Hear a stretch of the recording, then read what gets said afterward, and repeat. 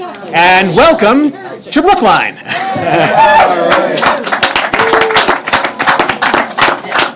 I'm Chaz Carey, I'm the town administrator. On behalf of our community, I'd like to recognize the people joining us here today, our local, statewide, and national elected and appointed officials, our affordable housing partners at Wind Companies, and most importantly, the residents here at the Village of Brookline.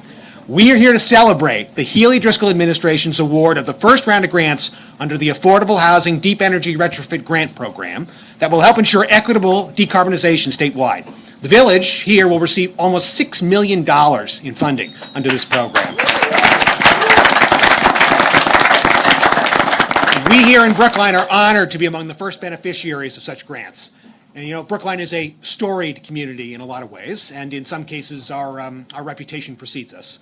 I was at a meeting a few months ago where Secretary Augustus was taking questions from various municipalities, and after a colleague of mine asked a somewhat pointed question about housing law, he looked around the room and responded, "You're not from Brookline, are you?" But some of the most important community stories are the ones we tell about ourselves, about what our values are and how we strive to meet them. And in the last few years, under the leadership of our forward-thinking select board, Brookline has endeavored to shift its own story. From standing at the forefront of efforts to develop and adopt a fossil fuel-free building code, which we now have thanks to the statewide efforts of many legislatures and executive offices represented here today, to Brookline Town Meeting's historic decision last week to rezone for meaningful compliance with the MBTA Communities Act and allow for hundreds more multifamily housing projects to be built as of right. Brookline, like the folks here today, recognizes how intertwined the vital goals of affordable housing, climate justice, and equity are. And I want to take this opportunity to thank Select Board Chair Bernard Green, Vice Chair John Van Scoyac, and members Miriam Ashkenazi, Michael Sandman, and Paul Warren for their visionary leadership in not just helping Brookline not just talk the talk, but walk the walk. I want to thank, too, some other local representatives, the chair of our forward-thinking Zero Emissions Advisory Board, Wendy Stahl, who is here today, and Danelle O'Neill Sr., a resident of the Village of Brookline, a member of the town's Fiscal Advisory Committee. The efforts of Mr. O'Neill, the Select Board, and many others to ensure that the town does not ignore or leave behind vulnerable or historically marginalized members of our community. Those efforts have been vital to our successes to date. The tasks that remain ahead of us when it comes to decarbonization, housing, and equity are daunting. It is also important to recognize that our forward progress doesn't erase our history or ensure a spotless future. But with far-sighted leadership, intergovernmental collaboration, and execution on bold plans like this Affordable Housing Deep Energy Retrofit Grant Program, we're here to celebrate today. I know we here in Massachusetts, in communities like Brookline, can accomplish those tasks and leave our towns and cities better places for our children. To that end, it is my privilege now to introduce the 73rd and current Governor of the Commonwealth of Massachusetts, Maura Healey. Thank you. Good morning. Thank you so much, Chaz. You're doing a fantastic job as town administrator. These are hard jobs. We appreciate that. The Lieutenant Governor and I are really psyched to be here this morning. This is a great day. It's a great announcement, and we just want to say thank you to all who helped to make today possible. It is great to be here to talk about affordable homes, to talk about clean energy.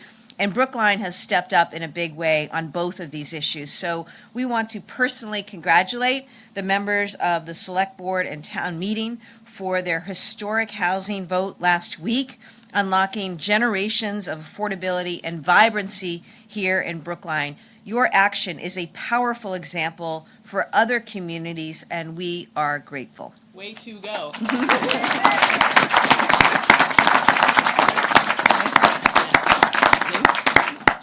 We're also really pleased to be joined by our friend, Congressman Jake Auchincloss, members of the legislature, Representative Tommy Vitolo and Representative Lindsay Sabadosa. Thank you for both for being here today. And you know that we are a team, and our administration is very much about team. And so we're delighted to be here today, joined by our Secretary of Energy and Environmental Affairs, Rebecca Tepper, Secretary of Housing and Livable Communities, Ed Augustus, our Department of Energy Resources Commissioner Elizabeth Mahony, and partners in this work, Emily Reichart of the Mass CEC, Crystal Cornegay of Mass Housing, Aaron Gunderson of Passive House, Massachusetts, Gil Wynn and the Wynn team, all from Wynn Companies, which manages affordable housing communities across the state and country, including Village at Brookline. So thank you all. We're here today because in Massachusetts, affordable homes and clean energy really do go hand in hand. We know the importance of a mixed income community close to transit, to jobs, to healthcare, and all kinds of amenities. I know this because I actually lived in the Village for a few years. It's a great livable community. Not this Village, just for the record, press, but I lived in Brookline Village, and then I lived up by Washington Square later. Look, the residents here, though, at the Village deserve to have access, right, to the most up-to-date, clean and efficient energy systems that we've got out there. Wynn is committed to providing just that. And we, as an administration, are committed to supporting these goals statewide. That's why in February, we launched this new $50 million investment called the Affordable Housing Deep Energy Retrofit Grants Program. It rolls right off my tongue. It is very, very important, isn't it, Crystal? It's good stuff. $50 million, right? This program is what our approach is all about, our approach to climate change, treating it as an opportunity, right? An opportunity to invest in homes and good jobs, an opportunity to create more livable communities. It's an opportunity as well for the people who've borne the brunt of extreme weather and high energy costs to be the first in line to benefit from a clean energy revolution. You'll hear more about these fantastic awards in just a minute, which span the state. We love that, don't we? Like, it's a whole state, right? We love that. We got Greenfield to East Hampton, Worcester to Boston, and of course, right here in Brookline. These are investments that also are important to our affordability agenda. That's something that the LG and I have been about from the beginning, making Massachusetts more affordable and competitive and equitable. But also, you know, on the affordability agenda, I just want to remind folks, we've already enacted $1 billion in tax cuts to save everyone money starting this spring. Parents and caregivers will get the most generous child tax credit in the country. Families are no longer having to pay for, and parents are no longer having to pay for school breakfast and lunch.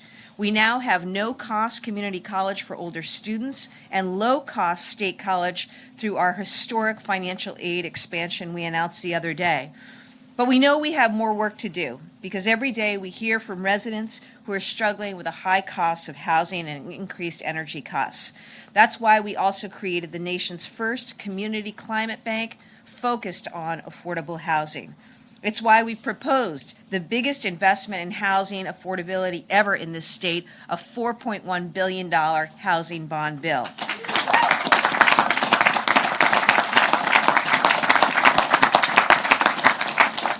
And it's why today we're investing $27 million to keep homes affordable, lower energy costs, and advance our climate goals.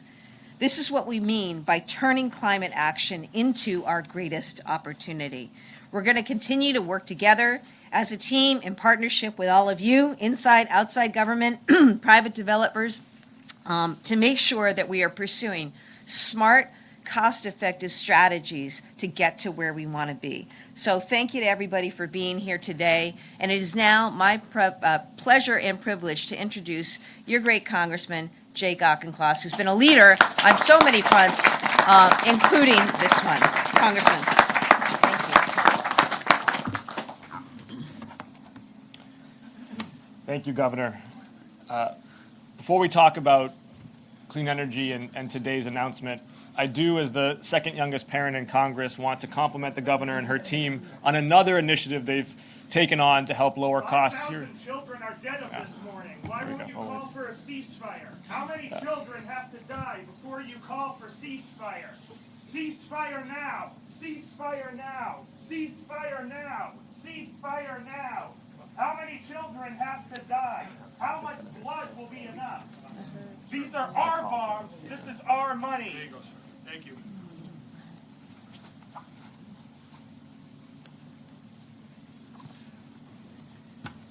From the top, As the second youngest parent in Congress, I do want to compliment the governor and her team on another initiative they've been taking on to lower costs for families here in Massachusetts, and that is their direct-to-provider grants for childcare and early education. This is a template that other states throughout the nation, I think, are going to and should adopt. It's helped stabilize early education providers after the turbulence of the pandemic, and it's helping to lower costs and create more certainty for families trying to find slots for childcare. So as a dad of 3 young kids, Governor, thank you for that. That's real leadership and a policy innovation. And I'm grateful also to the Healey administration for inviting me today and for championing this excellent program. This is a triple win. This is a win for decarbonization and climate action. It's a win for Massachusetts' world-leading clean energy innovation ecosystem. And it's a win, most importantly, for Bay Staters facing high energy costs. These investments will leverage our successful energy efficiency programs to reduce energy costs for hardworking families who are struggling with rent, with energy bills and utility bills, with childcare, with groceries, with prescription drugs. This project will also ensure clean air, water, and soil for nearby communities. Emissions from buildings make up 35% of our state's total emissions. Targeted investments like this one will make a significant impact in our fight against climate change. This is exactly the kind of program that myself and other Democrats in Congress had in mind when we supported the Inflation Reduction Act in August of 2022, the biggest, boldest climate action and clean energy investment in history in any country throughout the world. Thank you. And it's my hope that these investments will empower the country to follow the lead of our state. Let me close, though, as excited as I am today about this program, by noting that I actually think it's the second most important thing Brookline has done as it relates to housing and its intersection with climate action just this week. Because by zoning for missing middle housing and for mixed-use development, Brookline is creating more walkable, village-oriented land use patterns that are going to soak up potential car trips and reduce the carbon footprint of everybody in Brookline. Land use policy is really the highest leverage point for climate action when it comes to housing, and I'm so excited to be representing a town that has really taken the lead now on compliance with the MBTA Communities Act and helping to address not just Massachusetts' housing challenge, but also its responsibility to take bold, forward-thinking climate action. So thank you for inviting me here, Governor, and it's now my pleasure to introduce Secretary Tepper, the Commonwealth Secretary of Energy and Environmental Affairs.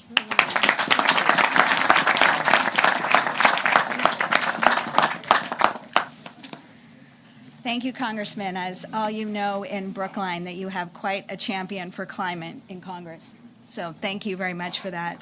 I am thrilled to be here this morning to celebrate our first round of grants under the $50 million affordable, it's not rolling off my tongue either. I think we need a different name. Affordable Housing Deep Energy Retrofit Program. And it is $50 million going to make a real difference. It's going to make buildings that wouldn't have otherwise been retrofitted. So super excited. I want to start by talking to our team, who's want to thank them for the work that they've done. Commissioner Mahony, Commissioner of DOER, is the leader of the team that pushed this exciting grant program forward. And with us today are her team, Joanne Bortimer, Ian Finlinson, Dan Sardo, and Ben Silverman. They're all sitting right there. Raise your hands.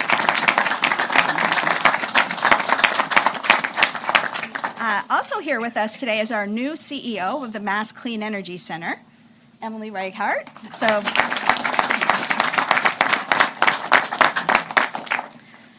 So I just wanted to say a few words that I am really proud about this program. It's going to reduce emissions from these buildings, and the tenants who live here will see lower energy bills and the affordability of their homes preserved for decades to come. As many of you know, building decarbonization is a key component of the Massachusetts Clean Energy and Climate Plan. To meet our climate goals, we have to address existing housing stock, and that's what we're doing here today. And that means millions of existing buildings will need new installation, sturdier roofs, and support solar and heat pumps. This administration is committed to jointly decarbonizing buildings and preserving affordable housing. This grant program is an example of that commitment in action. Our decarbonization efforts are a commitment to getting this done with equity in mind, focusing resources on low and moderate income housing and in environmental justice communities. We're working to focus on all fronts to build healthier, thriving communities. Mass Save, our energy efficiency, statewide energy efficiency program, is getting an update to better serve our climate goals and customers. The Stretch Energy Code and the Specialized Stretch Energy Code are also making a big difference. I know Brookline has gone all gas-free, and we now have 27 other communities who have adopted the Stretch Energy Code. So really excited about that. It's also going to bring, billions of dollars in savings for customers. And our updated Green Communities program is going to continue to empower cities and towns to lead with our energy future. So I'd like to thank you. Oh, one very important thing too. We're going after a lot of federal money.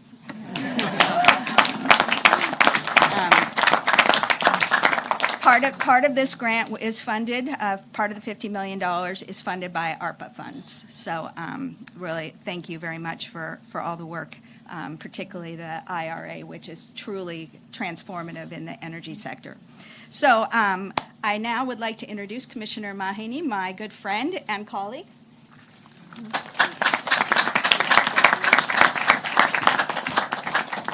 Good morning, everyone, and so great to be here, and really going to start by thanking the Secretary, the Governor, and Lieutenant Governor for supporting us in this program. It is Thanksgiving week, so I will take a moment to be thankful for my team who's here. The Secretary mentioned some of them: Joe, Susanna, Ian, Ben, Lauren, and Alyssa, Bev Craig from CEC, who also is critical on this program.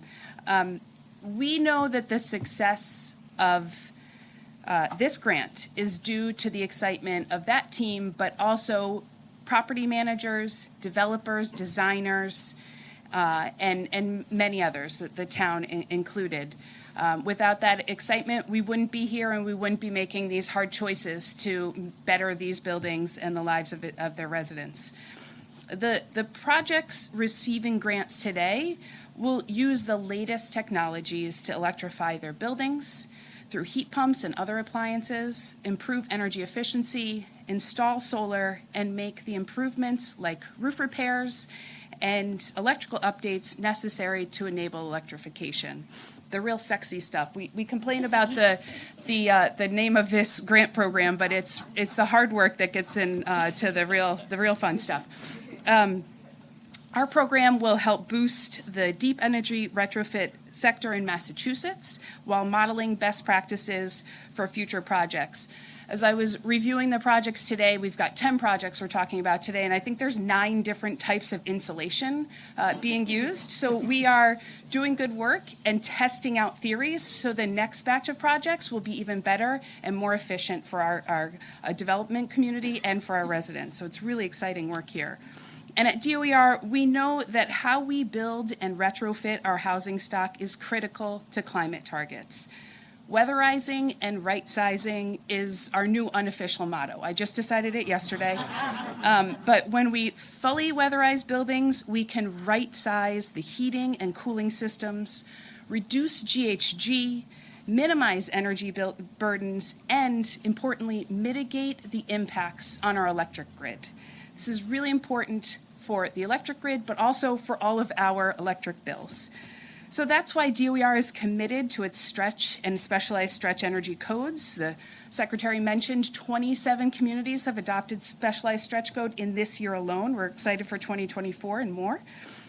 We are committed to improving our energy efficiency plans and to continuing with this grant program. The next round is due in December, and we're working with projects already and really excited for the future of this. Importantly, the projects funded today prioritize climate solutions for low and moderate income residents, setting out to improve the comfort, health, and monthly budgets of residents while creating opportunities for the local workforce. So let's let's start by talking about these projects. What are we funding? First, we've got the Village at Brookline, wind companies. Thanks to Wind for your partnership here at the Villages and at Mission Maine Apartments. Both of those projects are going to turn to hot water and electric heating, solar systems, and here at the Villages, they're going to reduce energy by at least 60%. So a significant reduction in energy burdens for this project. At Mission Hill, they're going to seek out 66% reduction in energy by electrifying heating, installing solar, doing more energy efficiency. In Brighton, we've got Alston Brighton Community Development Corporation that's getting 2 grants as well. The Carroll Ave historic building is going to have a rehab for its heating systems, efficiency upgrades, and the like, reducing energy by 50%. The Hanno Homes project, also in Brighton, is going to decarbonize its building. Out in East Hampton, because as the Secretary and the Governor said, we are all over the state with these projects. In East Hampton, the Treehouse project, which is a housing development that helps communities, it houses people 55 years and older, and those fostering children through the state foster care. That project is turning to, again, solar, hot water, electric energy efficiency, and the like. There's a theme here. We're doing the same thing over and over again. In Jamaica Plain, the Boston Housing Authority's Mildred C. Haley Apartments is going to reduce its GHG emissions by 40% and energy costs by 21%. Out in Salem, this was a great project. It didn't matter who sponsored it. Exactly. The Preservation of Affordable Housing's Fairweather project is going to cut energy use by 86%. Wow. Massive. The Community Builders is sponsoring 2 projects, one in Worcester at Plumley Village, and then also the Wind department store in Greenfield. The Greenfield project is really exciting because it's turning an old department store into livable use residential space. I also have pitched that it could be the site of a future Hallmark movie. It's very charming, and the project's going to reduce energy costs by 60 to 70%, way more important than Hallmark. And then we've got Valley Community Development Corporation's Prospect Place in Northampton. We are very excited to see that project. It's a former nursing home that's going to be turned into rentable, affordable housing units. And it's looking to install a ground source heat pump. So we're testing lots of different technologies. So what I just ran through very quickly represents over 700 housing units in the state that will be decarbonized, that will be addressing GHG emissions, that will be addressing residents' energy costs. And we know the commitments that developers, that building owners have to make in making these decisions. We know the commitments that are being made. They help the development community, and they help the residents that live there. And we are very excited to be partnering with so many of them. So congratulations to everyone involved. We're excited to see these innovative, deep retrofits. We're excited to see more projects come in December and some more fundings to announce later in 2024. So I will turn it over now to Secretary of Housing and Livable Communities, Ed Augustus.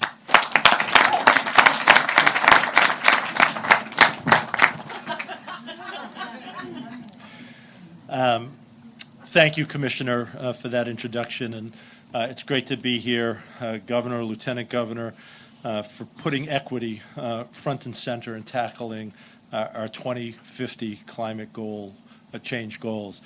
Before I go on, I want to recognize the state representative for his leadership. He's been a real leader in this space, and Brookline should be proud of his representation of them and their interests in the legislature. I want to thank and congratulate the 10 project teams and housing owners who are receiving today's awards. It takes courage and commitment to be environmental justice leaders, to be out front pushing the bounds of energy efficiency and electrification, while at the same time expanding and preserving our affordable housing. We'd like to see all developers of new construction use building techniques such as passive house, and by striving for zero emissions and on-site solar, you are showing the rest of Massachusetts a glimpse into the future. Our state is facing a housing crisis that is pricing many people out of the state. This is caused primarily by a shortage in available housing, but we also know that between inflation and interest rates increasing, it's a very challenging environment for developers, owners, and residents of affordable and public housing. And at the same time, we must deal with the consequences of a warming planet and the associated social and economic upheaval that comes with it. As a Commonwealth, we cannot make an either-or choice between housing and environment. We must invest in solutions to address both crises simultaneously. And today's awards give us a roadmap of how to do that well. And over time, momentum will build, project by project, neighborhood by neighborhood, community by community, until we get where we need to be in terms of both the units of housing and greenhouse gas reduction. That said, decarbonizing affordable housing does require investment and intentional action. That's why the governor and lieutenant governor charged our administration with providing resources to be responsive to this moment. For example, this year's capital investment plan, we expanded our previously modest climate-ready housing program tenfold, from $1.7 million to $17.6 million annually.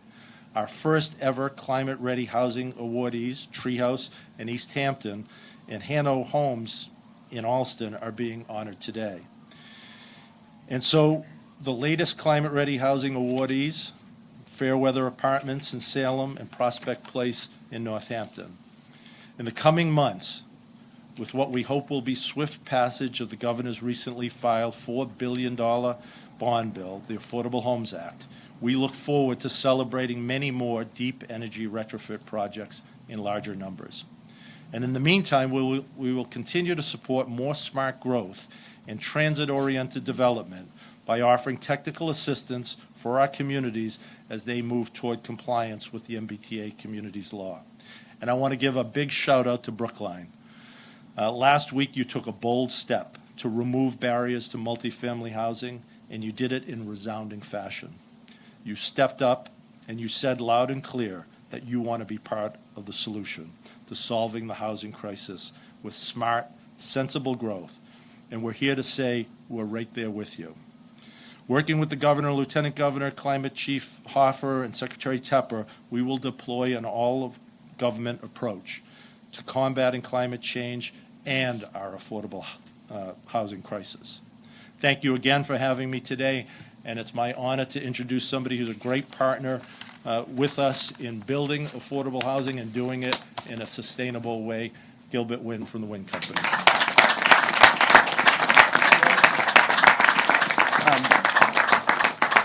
Thank you, Secretary.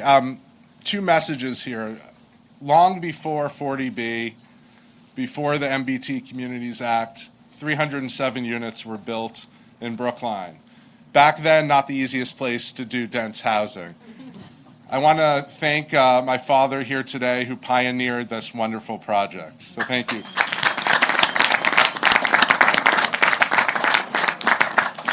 A little bit about Village of Brookline. 307 units. Behind us is 100 units of mixed income elderly housing. In front of us, 200 units of mixed income family housing. These were built over, in many cases, a green line, the true TOD housing. They were built next to Job Center and the Longwood Medical Center. They were, again, a mix of elderly and family incomes, a true mixed income community, open space next to a park and a dog park. It's the type of sustainable housing that we all, as both urban planning students as well as developers, want to see. But it wasn't perfect. Back in the technologies of the day, we built with oil. This was originally heated with oil, later converted into gas. And now, through the help of the Healey and Driscoll administration, will now be electrified. Let's give a round of applause.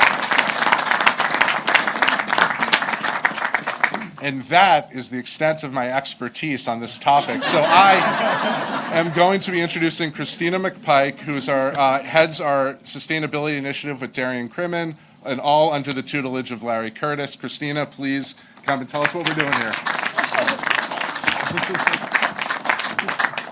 Thank you, Gil, and good morning, everyone. I took my coat off so that I could intentionally speak a little quicker and get on with the program.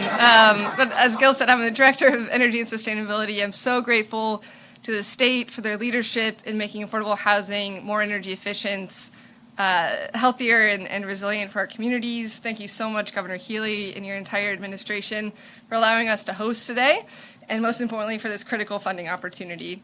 With this funding, we're going to transform one of the three mid-rise buildings and all 4 low-rise buildings, demonstrating new approaches and replicable solutions for 2 building types. The scopes of work, more specifically, as Elizabeth alluded to, sound a lot like the other projects as well. We're taking a building science first approach, addressing the building envelope, making them more airtight, improving the wall insulation, upgrading windows, and fully electrifying the building's heating and domestic hot water systems with high-performance heat pump systems. We'll be enhancing the indoor air quality with energy recovery ventilation systems as well. And as was mentioned before, thanks to this funding, we're going to reduce the site energy use by 60%, which is incredible. We're so thrilled that the Village of Brookline is one of these 10 impressive projects, and for our partner, Mission Maintenance Task Force, to be included as well. This is quite the cohort. We're proud to be part of this and the other 9 awardees so much. To be standing here in front of my peers and colleagues gathered here today means a lot.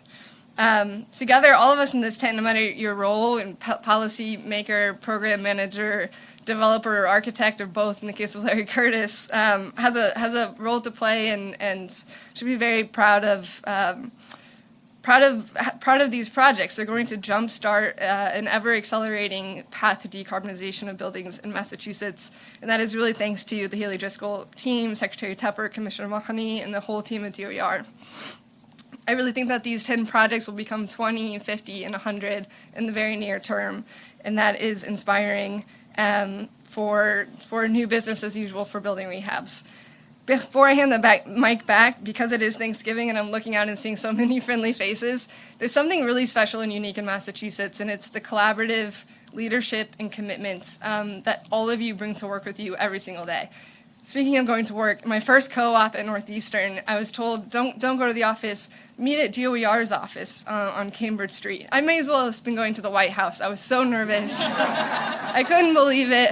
I fumbled with I think I forgot my ID. You know, I'm showing my Northeastern ID, and I get up to the office, and I meet Ian Finlayson with DOER, who's here today, to talk about light touch remote energy audits, which he probably doesn't even remember today.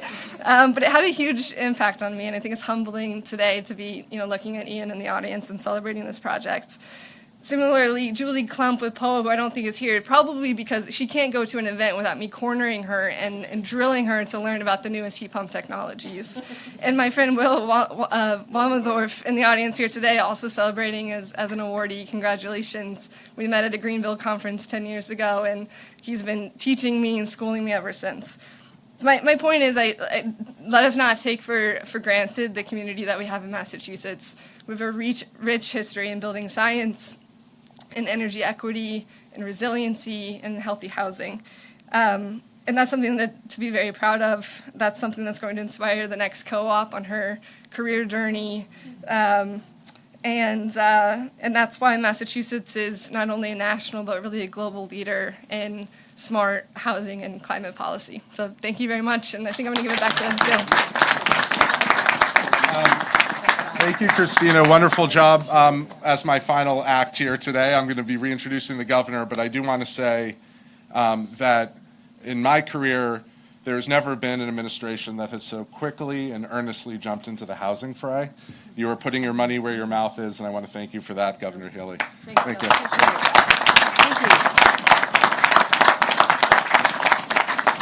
you. Thank you so much, Gil. Christina, great to see you again. And before we wrap, there is one other person I want you to hear from, and that is your own Representative Tommy Vitolo.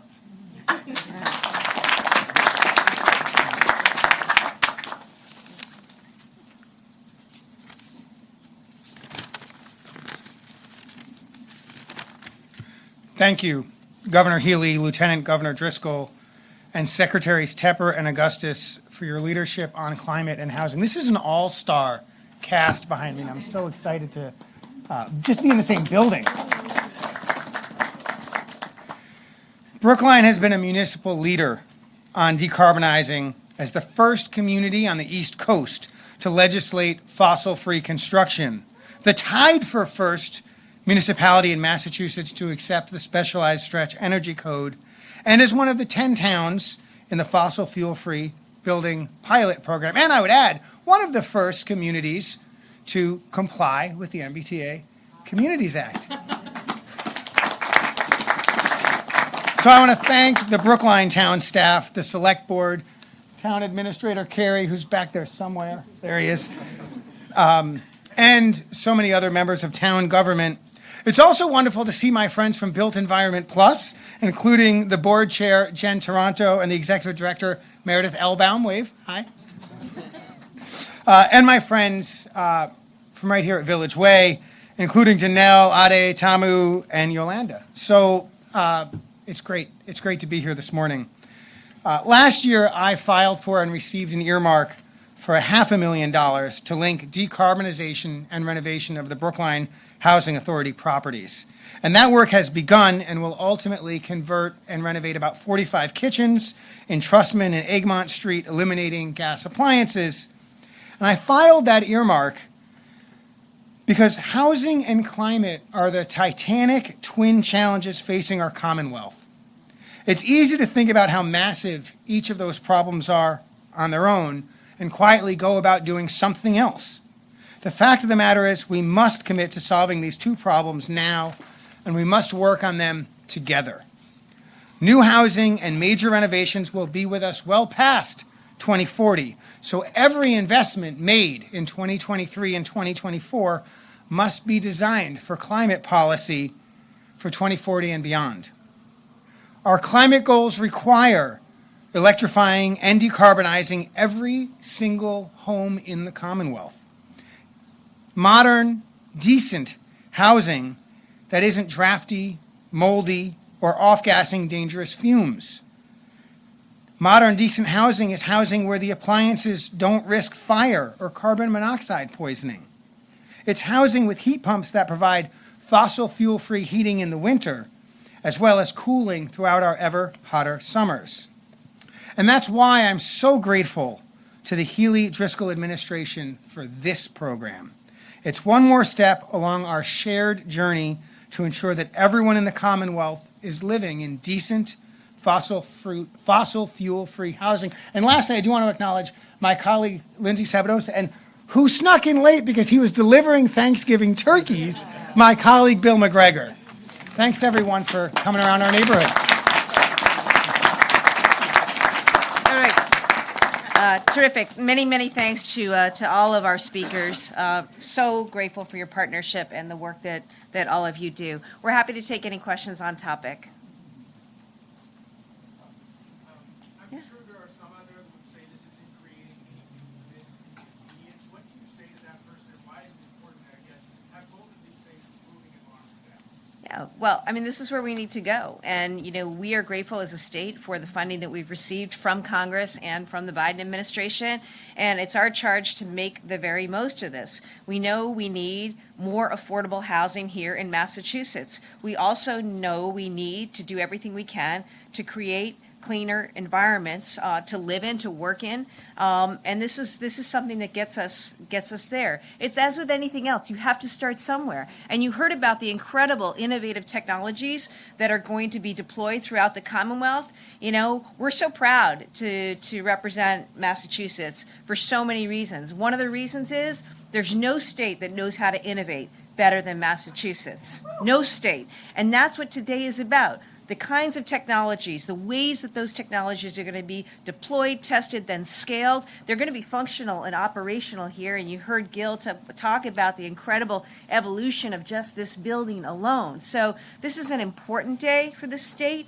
It's an important moment, and it's important that people know we are doing everything we can to seize the opportunity to build more affordable housing and address climate, building forward with a strong clean energy agenda. And we're all excited about that partnership.